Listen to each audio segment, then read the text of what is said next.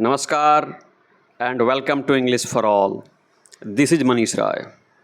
आज वर्ग 7 के बच्चों के लिए a homage to our brave soldiers, जी हमारे बहादुर सैनिकों को श्रद्धांजलि। बच्चों, आप सभी बच्चों को स्वतंत्रता दिवस 2024 की बहुत बहुत शुभकामनाएं, बहुत बहुत बधाइयाँ।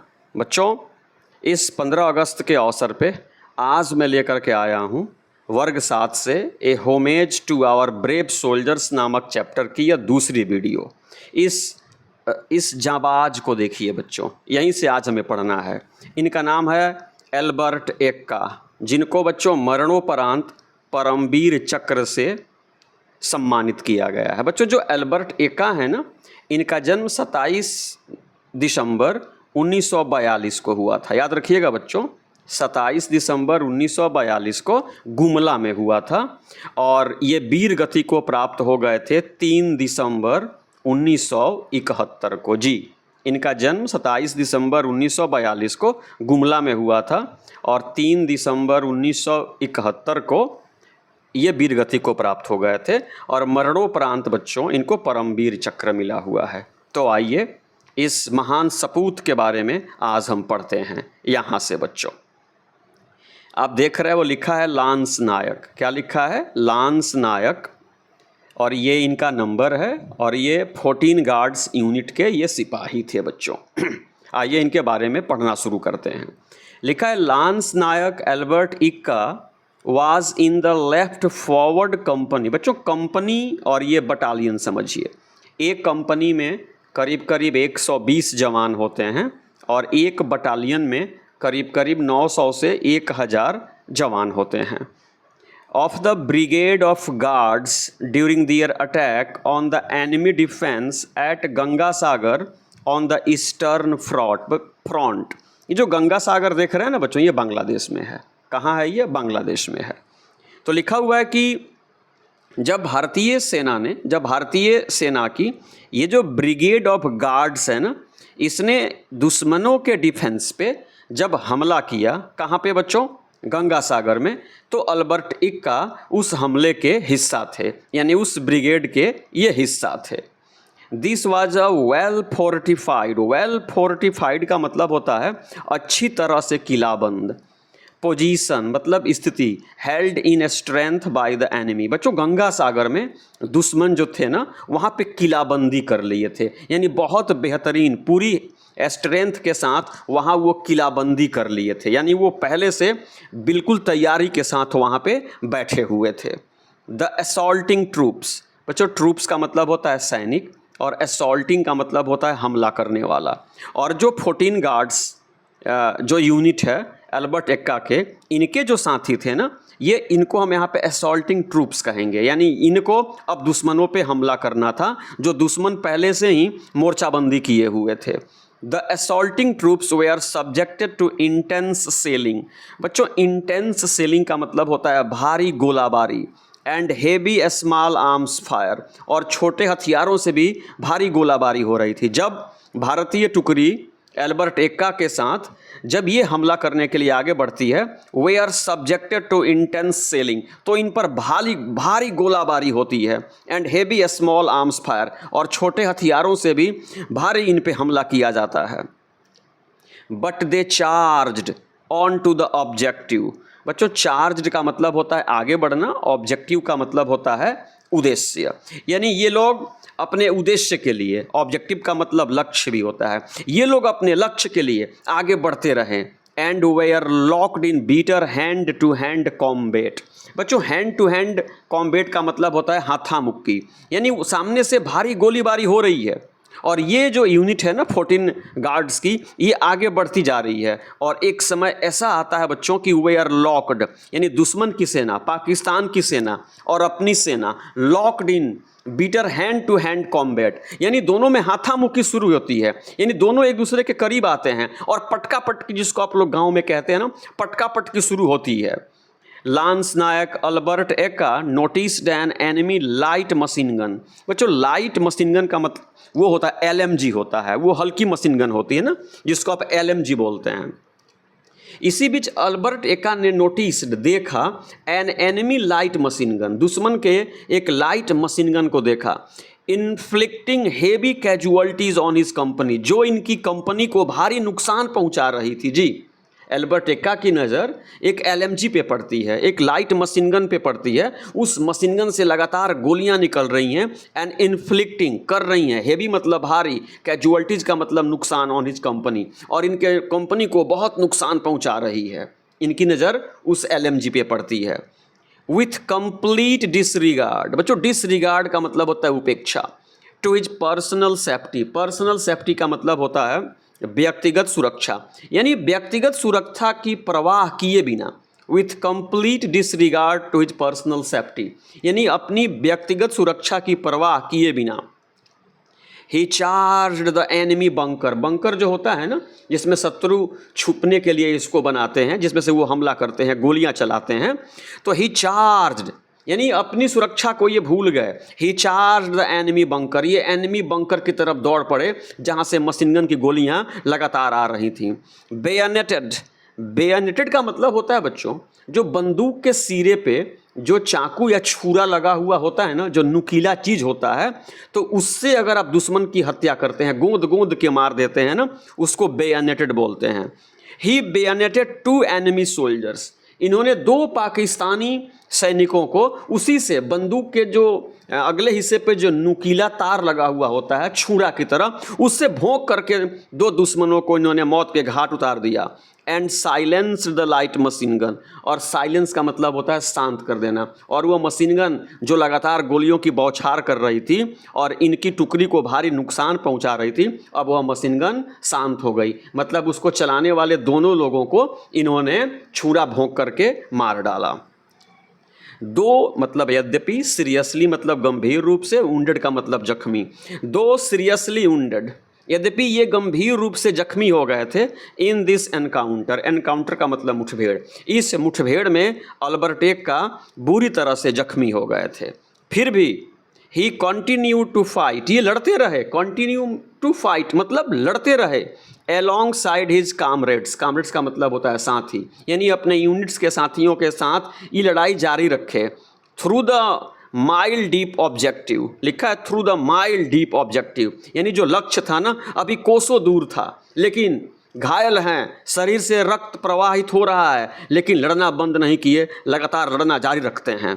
क्लियरिंग बंकर आफ्टर बंकर, एक बंकर के बाद दूसरे बंकर को क्लियर करते जा रहे हैं, मतलब दुश्मनों को गोंद गोंद करके मारते जा रहे हैं। विथ अनडॉन्टेड करेज, बच्चों विथ अनडॉन्टेड करेज का मतलब होता है कि एकदम मतलब बहुत बड़े, करेज का मतलब होता है साहस, यानी बहुत साहस के साथ, यानी निडर साहस के साथ ये दुश्मनों को मारते जा रहे हैं और एक एक करके कई बंकरों को खाली कराते जा रहे हैं। Towards the northern end of the objective, यानी अपने लक्ष्य के नॉर्दर्न एंड पे, जी उत्तरी छोर पे, 1 enemy medium machine gun opened up from the second story of A well fortified building, यानी अब जब बच्चों ये उत्तरी दिशा में देखते हैं ना, यहाँ पे लिखा नॉर्दर्न एंड, ये देख रहे हैं कि 1 एनिमी यानी शत्रु का एक MMG मीडियम मशीन गन लगातार फायरिंग कर रहा है, कहाँ से, from the second story, story का मतलब मकान का तल्ला होता है, यानी मकान के दूसरे तल्ले से, of A well fortified building, यानी एक किले की तरह तब्दील, या एक मतलब पहले से ही वहाँ पे दुश्मन बैठे हुए थे, एकदम तैयार बैठे थे, उसको बोलते हैं वेल फोर्टिफाइड। उस बिल्डिंग के दूसरी तल्ले से वो MMG से, मीडियम मशीन गन से लगातार फायरिंग कर रहा था, इन्फ्लिक्टिंग हेवी कैजुअल्टीज, और इससे इनकी यूनिट को फिर से भारी क्षति पहुंच रही थी। And holding up the attack, और होल्ड अप का मतलब होता है रोक देना, अटैक का मतलब होता है हमला, और ऐसा लग रहा था कि अब अल्बर्ट एक्का की यूनिट को जो ये हमला किए हुए थे इनको रोक देना पड़ेगा, इतना नुकसान वो मशीन गन वहाँ से पहुँचा रही थी। वंस अगैन, एक बार फिर से, दिस गैलेंट सोल्जर, यानी बच्चों एक बार फिर से गैलेंट सोल्जर का मतलब हुआ कि यह बहादुर सैनिक, यह बहादुर जाबाज, without worrying about his personal safety, without worrying मतलब चिंता किए बगैर, अबाउट हिज पर्सनल सेफ्टी अपने व्यक्तिगत सुरक्षा की चिंता किए बगैर, despite his serious injury, despite का मतलब होता है के बावजूद, और सीरियस इंजरी का मतलब होता है गंभीर जख्म, यानी अपने गंभीर जख्म और अपनी चिंता किए बगैर, and heavy volume of enemy fire, और बंदूक की लगातार निकल रही गोलियों के बीच क्रॉल्ड फॉरवर्ड। बच्चों क्रॉल का मतलब होता है रेंग करके चलता, रेंग करके चलना, ये रेंग करके आगे बढ़ते रहे जी। उधर से गोली चल रही है, बुरी तरह से जख्मी है, अपनी परवाह किए बगैर जहाँ से गोली आ रही थी ना एमएमजी की, उस तरफ ये क्रॉल्ड करने लगे, यानी रेंग रेंग करके आगे बढ़ने लगे। कौन बच्चों? एल्बर्ट एक्का। आगे सुनिए क्या होता है। Till he reached the building, यानी तब तक ये रेंगते रहे जब तक ये उस भवन तक पहुंच नहीं गए जहां दुश्मन पहले से ही कब्जा जमाए बैठा था और गोलियों की बौछार कर रहा था और इनकी यूनिट को भारी नुकसान पहुंचा रहा था। एंड लॉब्ड अ ग्रेनेड, बच्चों लॉब का मतलब होता है फेंकना, और उन्होंने एल्बर्ट एक्का ने ग्रेनेड फेंका through the loop hole of the bunker, bunker से जो निकलने का रास्ता होता है ना, उसी के माध्यम से इन्होंने बंकर में एक ग्रेनेड फेंका, किलिंग वन एनिमी। उस ग्रेनेड के हमले में किल का मतलब मर गया, एक शत्रु मारा गया, एंड इंजरिंग द अदर, और दूसरे को इन्होंने इंजर कर दिया, मतलब घायल कर दिया। यानी दो वहाँ पे तीन थे, दो को इन्होंने बुरी तरह से घायल कर दिया, एक को मार दिया, दूसरे को घायल कर दिया, रेंगते हुए गए थे।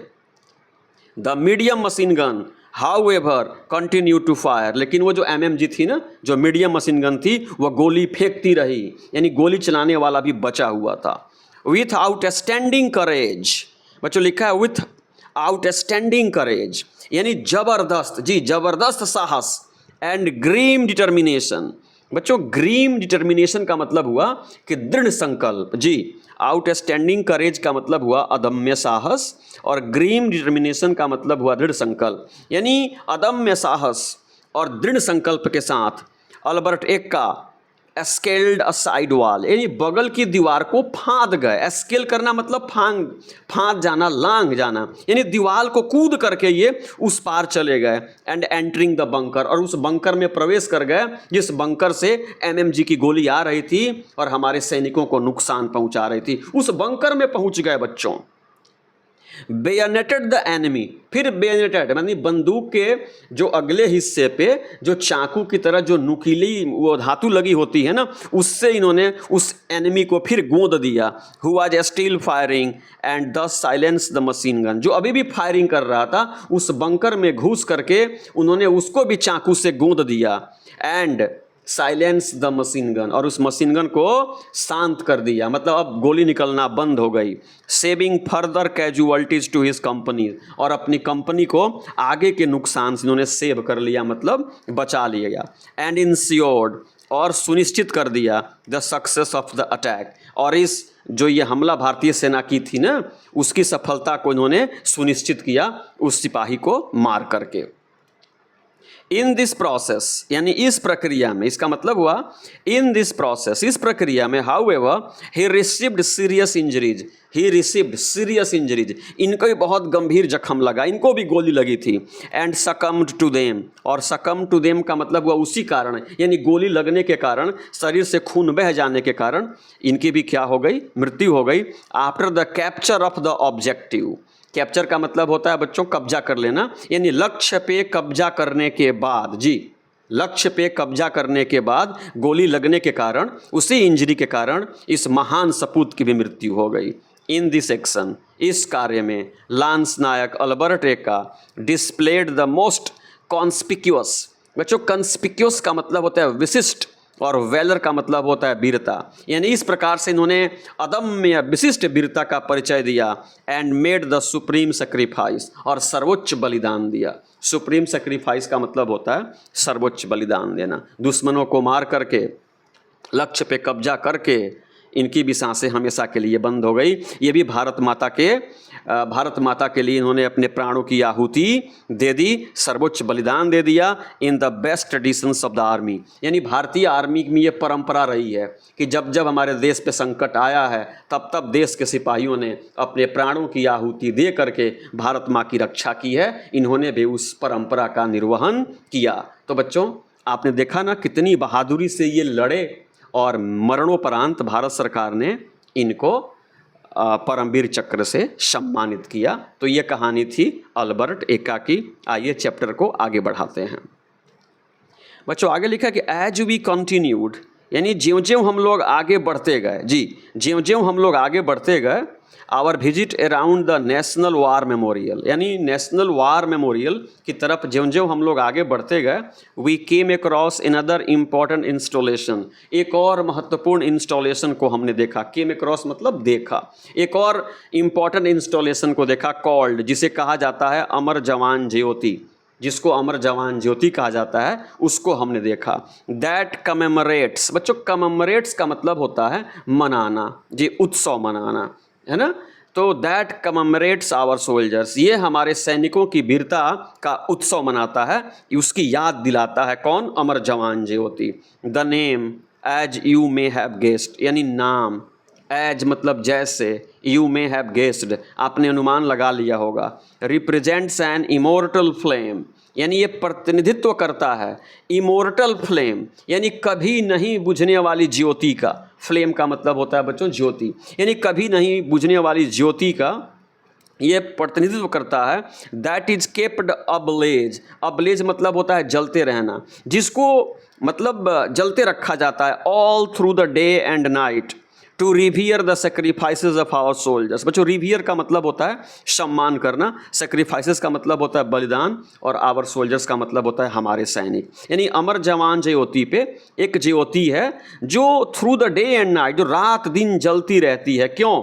टू रिवियर, यानी सम्मानित करने के लिए। किस सम्मान में? हमारे सैनिकों की बलिदान को याद करने के लिए, हमारे सैनिकों की बलिदान को सम्मान देने के लिए अमर जवान ज्योति पे एक फ्लेम है, एक ज्योति है, एक चिराग है, एक दीपक है, एक दिया है, जो डे एंड नाइट रात दिन जलता रहता है।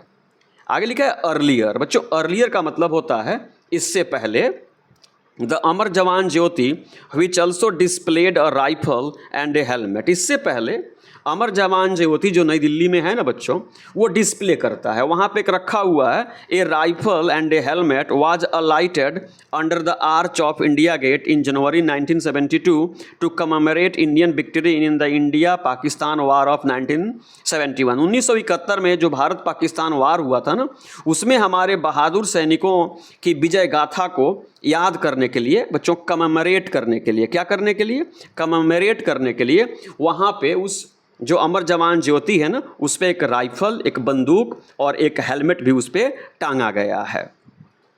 आप लोग देखे होंगे, टीवी में देखे होंगे, अखबार में भी देख लीजिएगा।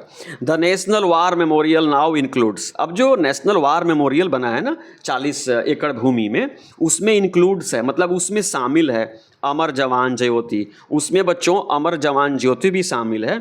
इन द ऑबेलिस्क, बच्चों ऑबेलिस्क का मतलब होता है स्मारक स्तंभ, उसमें बच्चों शामिल है अमर जवान ज्योति भी, अब उसी मेमोरियल का हिस्सा है।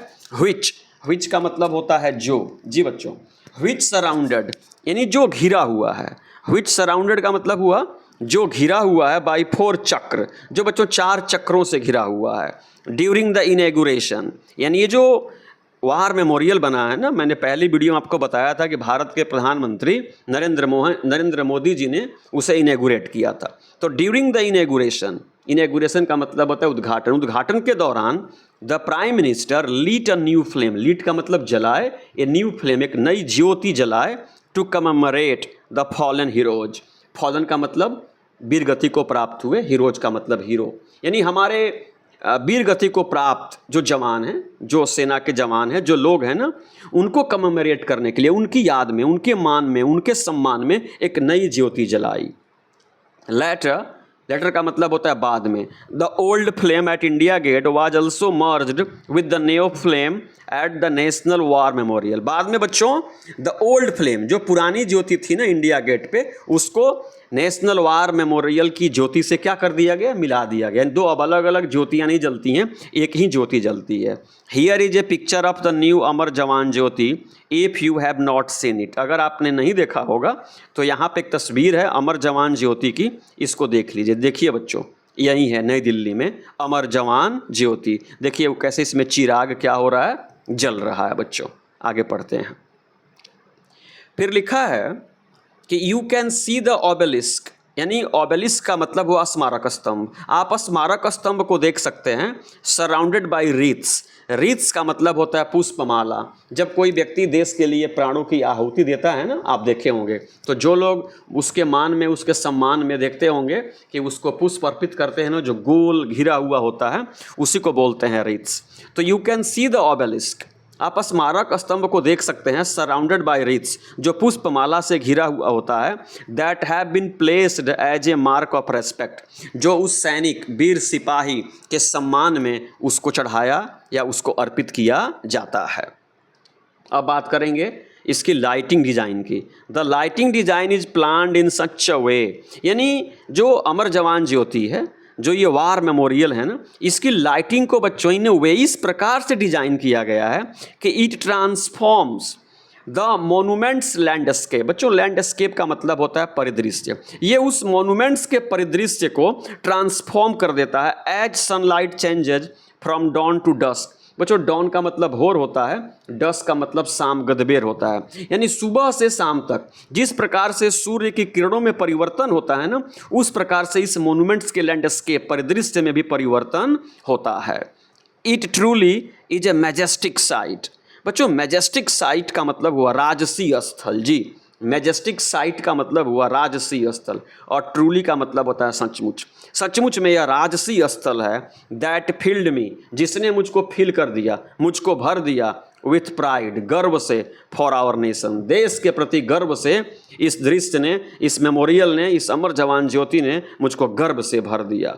आई वॉज ऑल्सो ओवरवेल्म्ड, मैं अभिभूत भी हो गया, है ना। आई वॉज ऑल्सो ओवरवेल्म्ड, ठीक है, मैं अभिभूत भी हो गया बाय द इंटरमिनेबल फ्लेम। बच्चों इंटरमिनेबल का मतलब अनंत, यानी कभी नहीं बुझने वाली जो ज्योति है ना, उससे मैं अभिभूत हो गई। वो लड़की बोल रही है, आनंद से बोल रही है कि मैं अभिभूत हो गई। Flame as a metaphor for eternal stories of courage and valour. बच्चों स्टोरीज का मतलब होता है कहानियाँ, करेज का मतलब होता है साहस, और वेलर का मतलब होता है वीरता। यानी हमारे देश के वीर सैनिकों की जो वीरता और साहस की जो कहानियां हैं ना, ये मेटाफोर बन गई है, यानी ये रूपक बन गई है। किसका? इंटरमिनेबल फ्लेम का, यानी कभी नहीं बुझने वाली ज्योति का। मेरे कहने का मतलब है कि हमारे देश के सैनिक जो है ना, ये याद किए जाते हैं भारत माँ की रक्षा के लिए, अपने प्राणों की आहुति देने के लिए। तो बच्चों यह जो फ्लेम है ना, यह मेटाफोर है ना, यह रूपक है किसका? कि हमारे देश के सैनिक जो है ना, देश के लिए, देश की माटी के लिए, भारत माँ की रक्षा के लिए किसी भी हद तक जाने के लिए तैयार हैं। तो बच्चों आज की वीडियो में बस इतना ही। A homage to our brave soldiers, वर्ग 7 का ये चैप्टर है। इस चैप्टर की ये दूसरी वीडियो है, तीसरी वीडियो भी बहुत जल्दी अपलोड करूँगा। तो अगर आज की वीडियो जो पूर्ण रूप से अल्बर्ट एक्का पर आधारित थी, अगर पसंद आई हो तो कृपया चैनल को सब्सक्राइब करें, वीडियो को लाइक करें, अपने मित्रों से भी शेयर करें, और वीडियो में आगे सुधार के लिए अपने सुझाव भी दें। और इस वीडियो को समाप्त करने से पहले एक बार फिर से मेरे साथ बोलिए, जय हिंद।